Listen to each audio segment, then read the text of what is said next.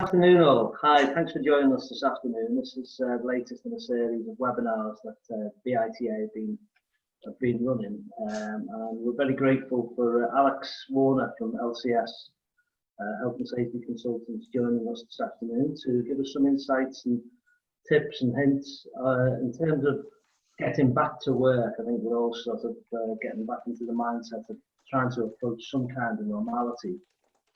And obviously whatever that entails and the risks and liabilities and responsibilities of business owners that brings on us. So without further ado, I will hand over to Alex. So good afternoon, Alex, and thank you. Floor is yours. Good afternoon, and thank you, Jim. So hi everybody, I'm Alex Warner, as Jim said, and I own a health and safety advisory and training company based in Liverpool.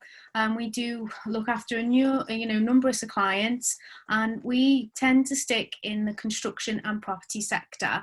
Our clients vary up to London and into Italy, so a very wide range of boards to construction to hairdressing to beauty. So this is really relevant for everybody right now. We've all been affected, over 3 million of us worldwide, personally, some more than others, and also our economy. And as Jim mentioned, we are starting that movement, that phasement back into work.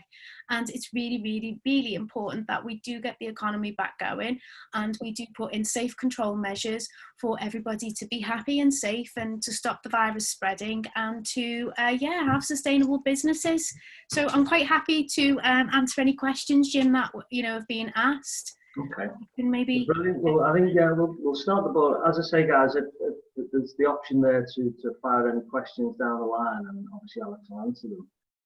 We've got some that have been sent in advance, so I'll just start going through them. But obviously, I'll drop onto any that come through while we're going through these. The first one that's come through is, what are my, I suppose, as a business and a business owner, what are my health and safety legal obligations, and how does this apply for COVID-19? Okay, that's a great question.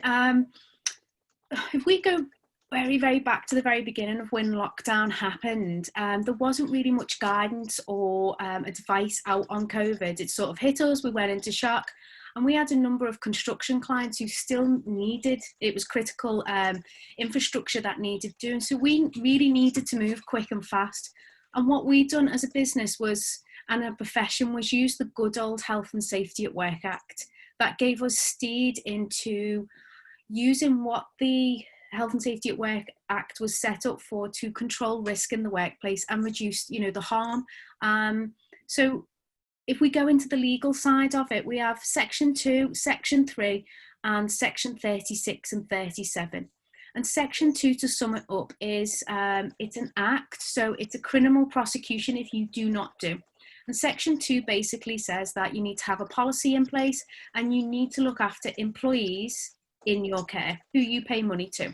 So you have a legal duty to look after them, and Section 3 is the legal duty to look after others not in your employment. So there are contractors, our suppliers, our subbies, our delivery drivers and women. So the law states that you have to look after them as well. So there's already a framework there to sort of work into the specifics around COVID-19. Definitely, Jim. And we've heard of regulations. So regulations pop off the act. It goes into a bit more detail about what's expected to control hazards in the workplace. So COVID-19 is our new biohazard, and we need to find a way on how to reduce the risk, because we can't eliminate it. It's here, and we just need to reduce it. We've heard the R rate to get that infection rate under control. Okay. And obviously, the next stage, and as a business owner, in terms of what sort of potentially could happen, is there any enforcement or criminal civil action could be brought against business owners? Yeah, which it's a horrible thing to sort of go into those realms, but yes, and business owners and employers need to be aware of this, that there will be enforcement action. I've tried to sort of not stay away and scare people any more than they need to be, but the government, if you haven't already heard, has injected 14 million to the HSE, specifically for COVID. And these guys are getting ready behind the scenes to go out and enforce either in an improvement notice or a shutdown or an actual prosecution. As mentioned, the Health and Safety at Work Act is a criminal prosecution against people who aren't helping our society and their people stay safe.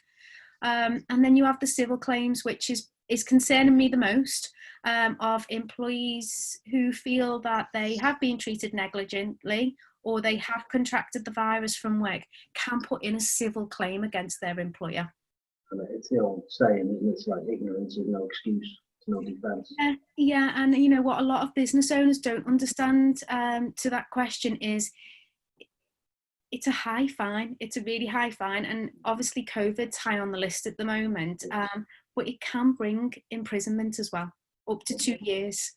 And you don't think you're a bad person, but it is negligence. Yes, yeah. And obviously, I mean, this is a bit of an open question, and it's difficult probably to answer because it's not a one-size-fits-all scenario. But what can I, if I'm a business owner, as a business owner or as an employer, what can I do, or what do I have to do?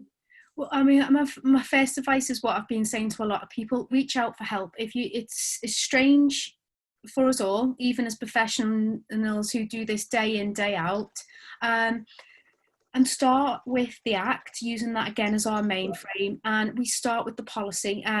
Even if COVID wasn't here right now, whether that be working at height, whether that be PPE, whether that be DSE for home workers, we always start with the policy. And what I try and help business owners is encourage them to use the policy as a plan.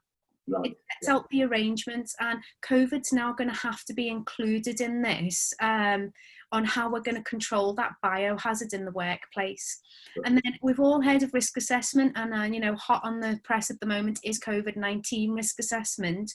So as a business owner, you're going to have a COVID risk assessment in place. And a certain amount of employees in the workforce, you're going to have to publicise that COVID-19 risk assessment.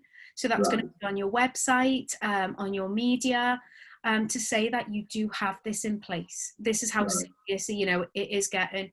As a business owner, I couldn't stress enough, and what we do day in and day out is cooperation and communication. Speak to the people. The people usually have the solutions. I was going to say, you don't have to come up with all the answers just because you run the business. It's you use resources around you, I suppose.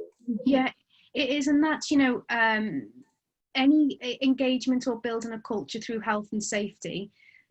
COVID's really important right now. It's scared the life out of us all. And there's going to be a lot of employees coming back into the workplace that are more fearful than others. Humans, we all have different attitudes to things. We really need to keep that engagement. And also, on the holistic side, out of the the compliance side, we want employees to feel safe and we wanted to sustain the workforce, that we've not got an additional cost where employees are going off because they're scared. And we have a bit of a challenge at the moment with a couple of clients where some staff are working from home, some have come back into the office, some are still furloughed, and it's causing a little bit of conflict between employees. So we want to sort of stop that and hear their concerns on what doesn't feel. Get a bit more cooperation going between the two. It's not on us and them. And trying, we've all been in shock over what's happened to us as a human race, and we don't want to lose that engagement and bond between the employees. Building confidence back up again, isn't it, for people to actually feel safe to go into it. To share, I had a client yesterday who said to me, Alex, our workplace is not the same. It was fun, it was happy, and now everybody's just sat in silence. I said, okay, then we need to start acting upon that. In order to get that employee engagement back. So we're working on that as well, using again the Health and Safety at Work Act, and how do we use training and how do we engage the people. And again, you're just touching on training. That's really, really key. You need to give the people the skills and the education, to be compliant, and also to give them the knowledge about COVID. You mentioned the risk assessments that we can do. Can I do my own risk assessment? Yeah, you can, but you would have to clearly demonstrate that you are trained and competent and have the knowledge and skills in the event of an outbreak. or an enforcement visit, or an accident, or an incident, not just within COVID. So a gentleman, I put a post on social media at the beginning of the week, and a gentleman put a brilliant analogy. He said, why would you extract your own teeth? Why would you not get a professional to do a risk assessment? Why would you do your own roof? Why would you just not get a roofer to do it?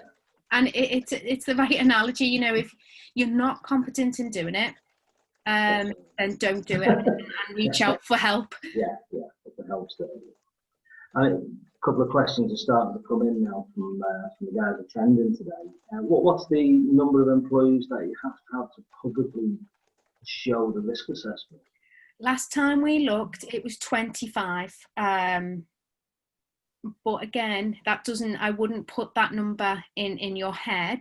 I would just stick to whether you are a sole trader or whether you have 2 employees, you still need a COVID-19 risk assessment in place. That would be my advice. There's no actual law confirmed, but if we use the Health and Safety at Work Act, the law deems that if you have 5 employees or more, you must have a written record of a risk assessment for each of your work activities. Right. And that's the same with a policy as well. Yes.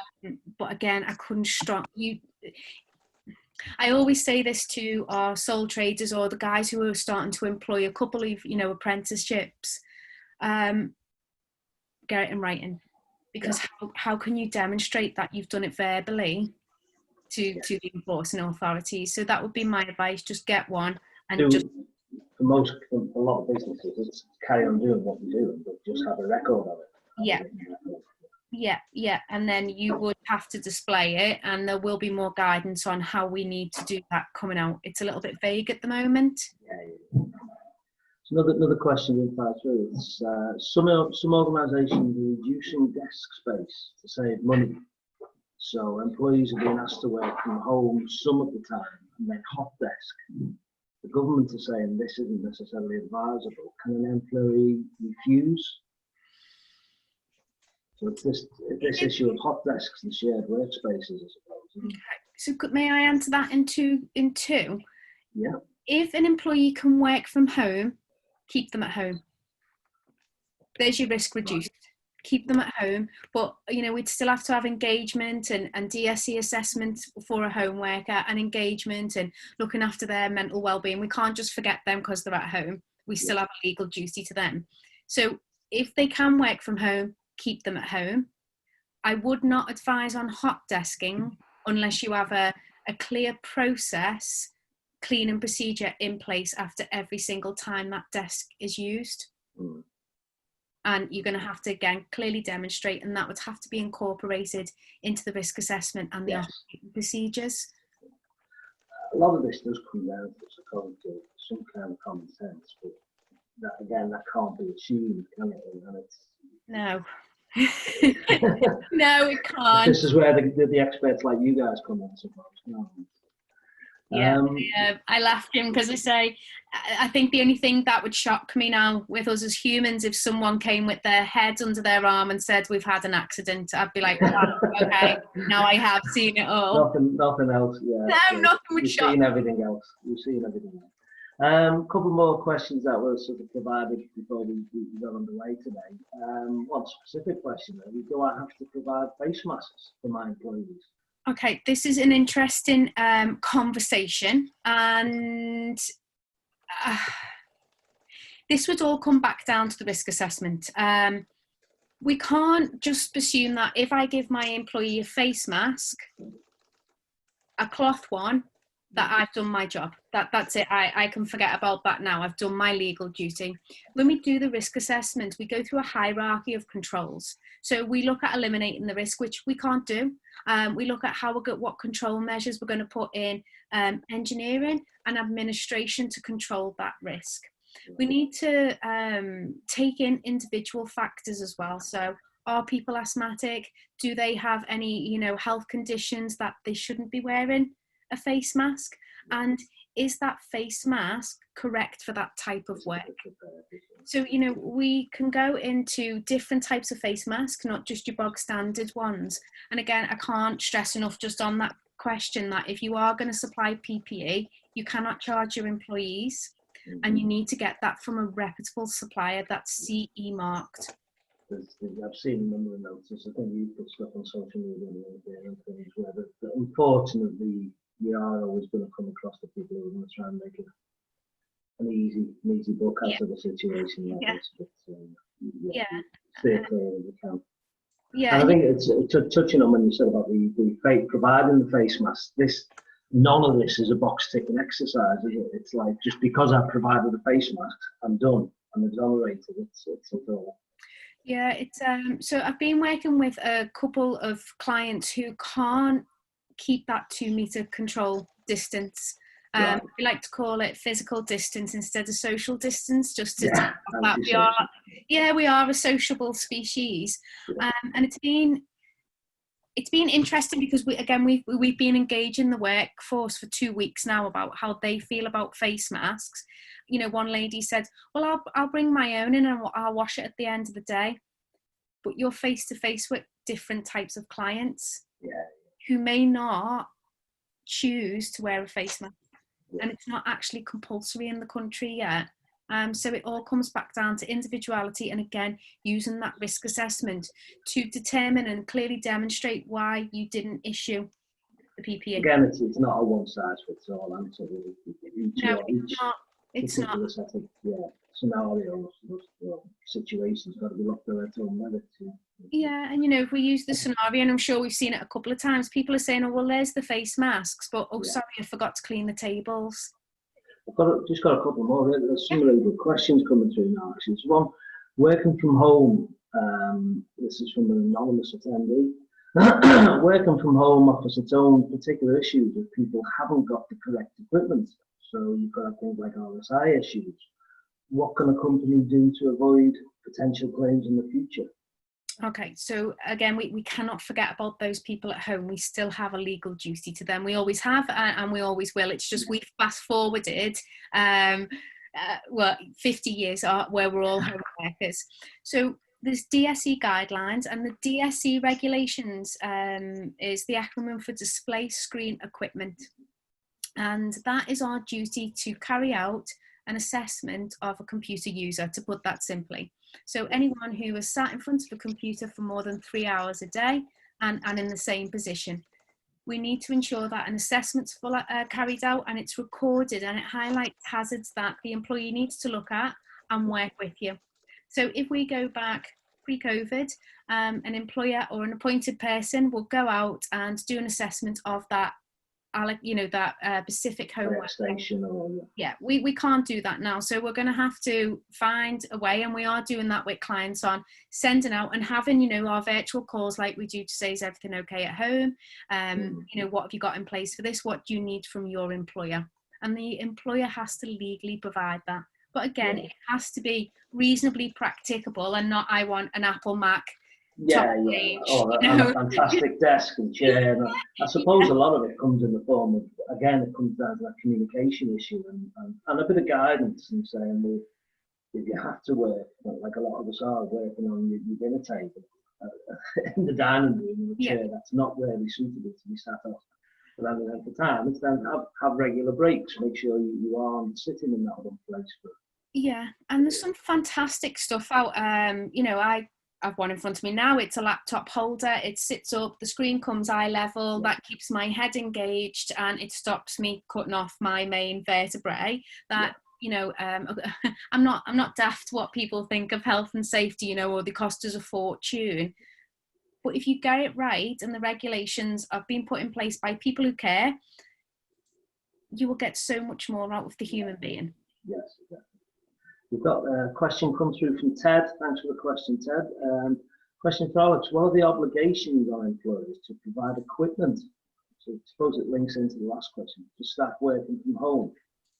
Okay, so they have a legal duty to provide equipment. So, if we go back to lockdown, if we, share the stories, no one could get hold of a laptop because employers had to provide the correct equipment in order to sustain the business and keep the employees, engaged.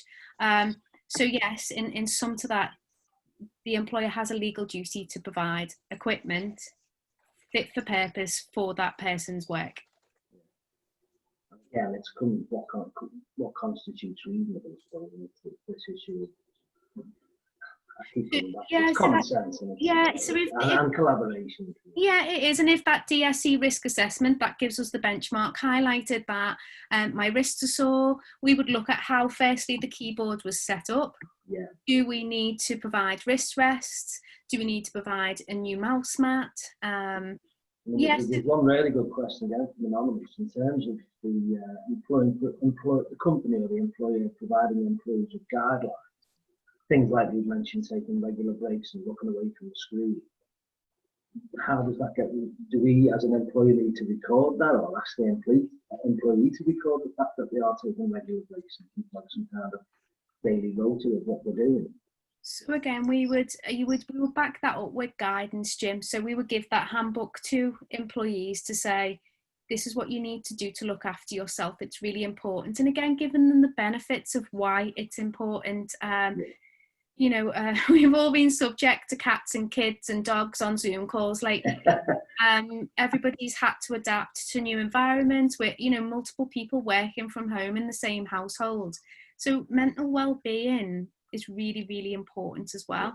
And again, for the long-term, sustainability of the company, happy people, happy workforce, happy business. It's really quite a simple analogy where if you don't look after your employee and leave them in the dark and forget about them, you're not going to get the very best out of that person. I mean, you mentioned, we've just got a little bit off track, you mentioned before about people seeing health and safety materials, the cost and all the rest of it.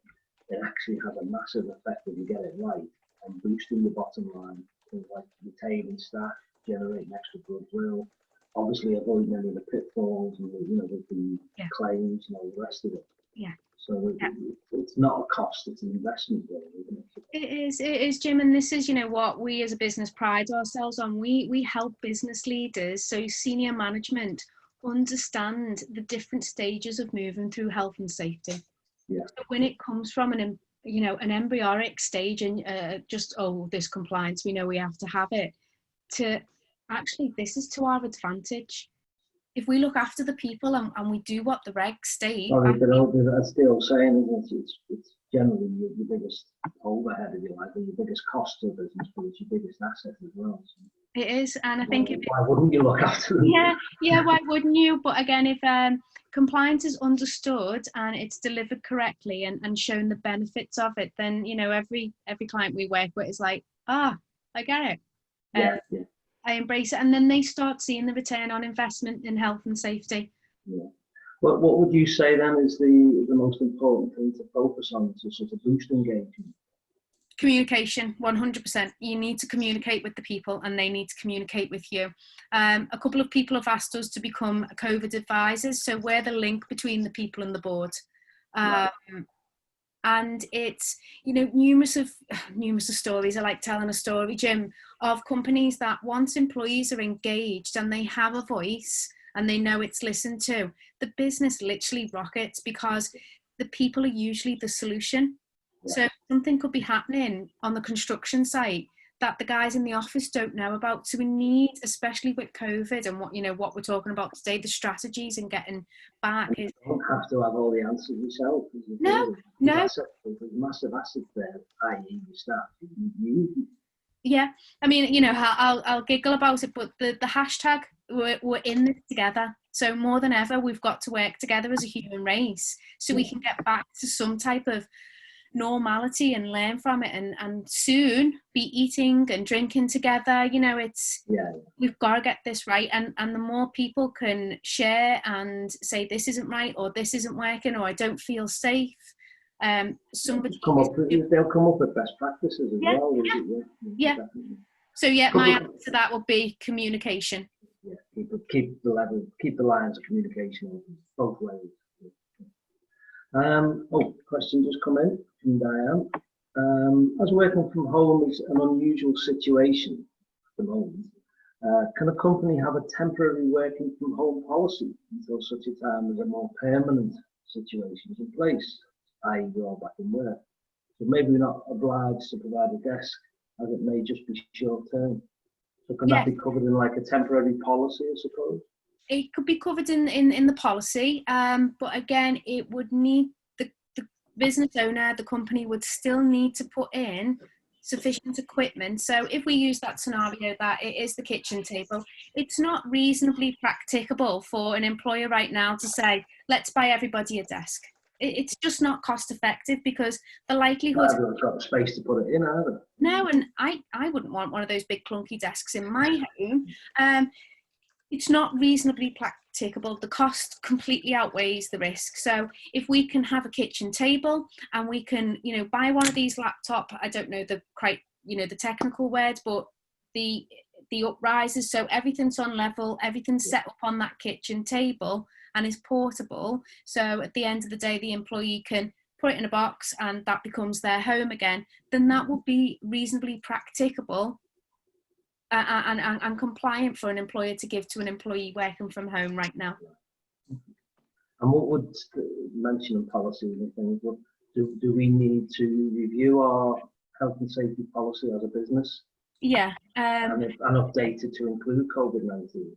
Yeah. And also the staff handbooks, I suppose, referencing staff handbooks. The staff handbooks are key. They're a key communication line. So if you've got employees who don't like to be verbally communicated to, but like to read and digest themselves, then again, that comes back to communication and cooperation and providing information to the employee. So yes, COVID would definitely need to start getting included in the employees' handbooks. And in regards to the policies, we've put an appendix, we've put a temporary, as Diane mentioned, onto the main policy at the moment, because it's so evolving. Yeah. We're evolving the policy all the time. So things are changing daily, aren't they? Yeah, they are, Jim. So and it's learning for us all. So if we use a client, we're keeping their main health and safety policy, that's in date, it's signed and it's understood, and we're just putting in a COVID policy right now on the side of the policy. And when the time comes, it's part of our life now, isn't it? So it's going to have to be incorporated. What would you legally need to have in place as an employee who's still working at home? So yeah, going back to those questions, it would, so sum it up, legally we'd need to have a DSE assessment carried out. We'd need to give employee guidance, and if we can have some type of, if an employee's already got one set up, a lot of mental wellbeing helplines, having a buddy system in place, somebody checking in to see that they are okay at home and they're not coming isolated. Yes. Yeah. We've heard of furlough fever, and we're finding that a bit of a challenge at the moment on bringing people back. They've come accustomed to a new way of living, and we need to get them into the weather will help that. The sun's gone now, so the people will be more inclined to go back to work. Yeah, well, going into the mental side, it's tough. It's been tough for us also, coming back to this new scary place of work that you don't know what's going to be in place, because in our homes we've been locked and safely away for most of us. It's a big thing. So yeah, DSE assessment, guidance, and again, communication. I mean, we've mentioned before things that obviously, unfortunately, in business, things will come back down to the bottom line. So there is costs involved in a lot of what we've spoken about today. Is any of that recoverable? No, to sure. An employer has a legal duty to provide PPE, training, equipment, etc., with no cost to the employee. So they can't charge for face masks, they can't charge for steel toe cap boots, they can't charge for hard hats, high vis. If that's for their work activity to keep them safe, then they can't charge for that. I mean, they're all allowable costs in terms of reducing your core tax liability as a limited company. Well, yeah, that's definitely a thing in your realm, but it's a couple of people have said, "Oh, this is going to kill us." I'm like, okay, so there's grants out there, there's loans out there.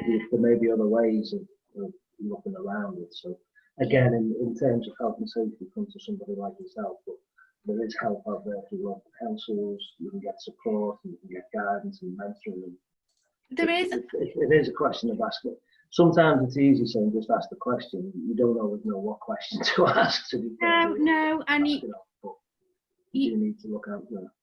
Yeah, and you know yourself, Jim, like being a business owner and being in this community, there's other people that can help. So if someone comes to me with a question, it's like, yeah, it's going to cost, but let's see if we can look back to get through, you know, the tax. Let me put you in touch with. Bit is perfect for that, to be honest, because it is a community, it's a business community, and it's not just in Liverpool, obviously, it's nationwide and it's international. And without this sounding like a sales pitch, you shout something out to the bitter community, you will get an answer back tenfold, and you'll get really good assistance and help. So that's the kind of question. That's, can I recover this cost? Well, your answer is no, but let's look at it another way and see if we can spin it another way. And bitter can provide that helping hand. And it's even with the training, Jim, just as, you know, again, and not selling, but sharing as best, you know, as we can to survive this. The amount of clients who've come to me and said, like, what are we going to do with this training? It's killing us. Okay, well, let's see what funding we can get out there for a couple of clients. The smaller businesses, we've managed to get 70% funding back for training. And then there's other companies within the business community that, you know, are helping in the construction industry who can get full 100%. So again, so there's still a lot of goodwill out there, definitely. Yeah, reach out and just ask for help. Somebody will be able to help someone or pass you on, so we can, you know, try and recoup some of the costs. Yeah. I mean, I'll just check and see. I can't see any more. We've got any more questions coming in from the live guys.